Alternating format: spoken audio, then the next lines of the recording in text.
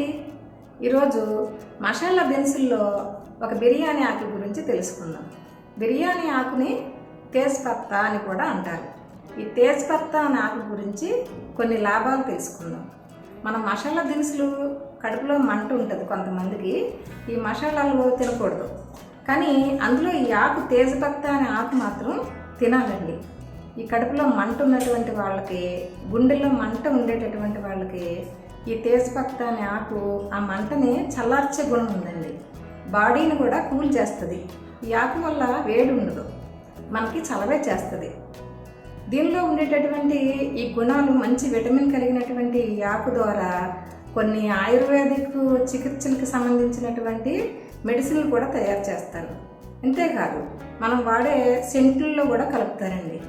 ఇందులో మంచి పరిమళ ద్రవ్యాన్ని తీస్తారు ఈ ఆకు నుంచి. ఈ ఆకు చాలా లాభాలు ఉన్నాయండి. ఒక పాత్రలో నీళ్లు వేసి ఈ ఆకు వేసి పొయ్యి మీద మరిగించాలి. ఆ వేడిగా మరుగుతున్నటువంటి నీళ్ళ నుండి వచ్చేటటువంటి ఆవిరి మన ముఖానికి పట్టించినట్టయితే ముఖం కాంతివంతంగా చక్కని సౌందర్యం కలిగి ఉంటుందండి. ఈ చర్మంలో ఉన్నటువంటి చర్మం పైన వచ్చినటువంటి మచ్చలు, పొక్కులు ఇటువంటివన్నీ కూడా పోయి ఫేస్ చక్కగా నీట్గా చాలా అందంగా కనిపిస్తారు. ఇలా బ్యూటీగా ఉండేటటువంటి వాళ్ళల్లో కూడా ఈ ఆకు వాడేటటువంటి వాళ్ళు ఉన్నారు. ఇంకా ఈ ఆకు జీర్ణ సమస్యలు కూడా తొలగించి మనకి అజీర్ణం అనేది లేకుండా చేస్తుంది. ఈ ఆకు వల్ల మనకి మలబద్ధకం లేకుండా కూడా చూసుకోవచ్చు. ఇలాగా మరిగించినటువంటి నీళ్లు తాగడం వల్ల కూడా మన బాడీలో ఎక్కడైనా ఇన్ఫెక్షన్లు ఉన్నప్పటికీ కూడా ఇన్ఫెక్షన్ లేకుండా అది క్యూర్ చేస్తుందండి. ఈ ఆకులోనూ మంచి గుణాలు ఉన్నాయి. ఏంటంటే బ్యాక్టీరియాని చంపేటటువంటి గుణాలు ఉన్నాయి, క్యాన్సర్ వ్యాధులు రాకుండా కాపాడేటటువంటి గుణాలు ఉన్నాయి.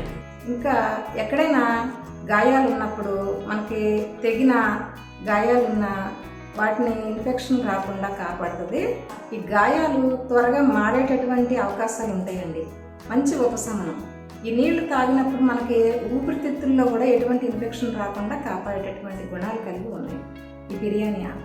ఈ జ్వరాన్ని, జలుబుని తగ్గించేటటువంటి గుణాలు కలిగినటువంటి ఈ ఆకు జుట్టుకి ఇది నానబెట్టి ఆ నీళ్ళని మనం జుట్టు పట్టించి శుభ్రంగా జుట్టు కడుక్కుంటే దానివల్ల కొంత ఈ పోషణ, ఈ ఆకులో ఉండేటటువంటి మంచి విటమిన్ జుట్టు తీసుకొని బలంగా ఎదగటానికి, జుట్టు ఊడిపోకుండా ఉండటానికి, అలాగే జుట్టు లేని కాడ కూడా మళ్ళీ మనకి జుట్టు తిరిగి మొలిపించేటటువంటి గుణాలు కలిగినటువంటి ఈ ఆకు ఒక మోతాదు ప్రకారంగా మనం వాడుకోవాలండి.